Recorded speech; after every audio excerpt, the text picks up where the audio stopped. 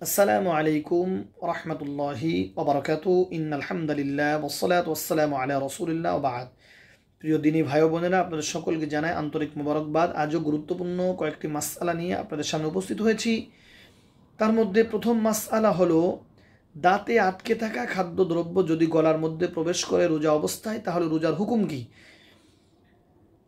তাহলে এর হুকুম হলো, দাঁতে আটকে থাকা খাদ্য দানা যদি গলার মধ্যে প্রবেশ করে আর তা যদি সোলা বুট পরিমাণের চেয়েও বেশি হয়, সোলা বুট পরিমাণ হয় বা তার থেকেও বেশি হয়, তাহলে রোজা ভেঙে যাবে। আর যদি তার চেয়ে কম হয় তাহলে রোজা ভাঙবে না। খুব সতর্ক থাকতে হবে আমাদেরকে রোজা রেখে। এজন্য সকলের উচিত রোজার সাহারির টাইমে সাহারি শেষ করে অবশ্যই সাহারির শেষ টাইমের পূর্বে সুন্দরভাবে ব্রাশ করে নেওয়া, টুথপেস্ট ব্যবহার করে হোক, টুথ পাউডার দিয়ে হোক, অথবা মিসওয়াকের মাধ্যমে, তাহলেই খাবারগুলো বের হয়ে আসবে সহজেই। এরপরও যদি কারো এরকম থেকে থাকে তাহলে তাকে অবশ্যই খেলাল করে নেওয়া, কারণ রোজা অত্যন্ত দামি। এই রোজা যেন কোনোভাবে ক্ষতিগ্রস্ত না হয়, আমরা সাবধানতা অবলম্বন করব। আল্লাহ তাআলা আমাদের সকলকে তৌফিক দান করুন, আমিন। প্রিয় দর্শক শ্রোতা, পরবর্তী মাসআলা হলো, রোজা অবস্থায় এন্ডোস্কোপি করানোর হুকুম কি?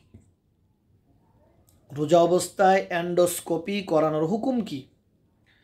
প্রিয় দর্শক শ্রোতা, এন্ডোস্কোপি করার সময় যদি টিউবের সাথে পাকস্থলিতে পানি, ঔষধ বা তৈলাক্ত কিছু ব্যবহার না হয়, তাহলে রোজা ভাঙবে না। খুব গুরুত্বপূর্ণ বিষয়। অনেকের অসুস্থতার কারণে এন্ডোস্কোপি করা লাগতে পারে। সেক্ষেত্রে এন্ডোস্কোপি করার সময় যদি টিউবের সাথে পাকস্থলিতে পানি, ঔষধ বা তৈলাক্ত কিছু দেওয়া না হয়, তাহলে রোজা ভাঙবে না। আর যদি পানি, তৈলাক্ত, ঔষধ এন্ডোস্কোপির সঙ্গে ভিতরে প্রবেশ করানো হয়, এই জাতীয় কিছু প্রবেশ করানো হয়, তাহলে রোজা ভেঙে যাবে। যে ডাক্তার পরীক্ষা করবেন তার কাছ থেকে জেনে নিতে হবে টিউবের সাথে কোনো কিছু প্রবেশ করানো হয়েছে কি না।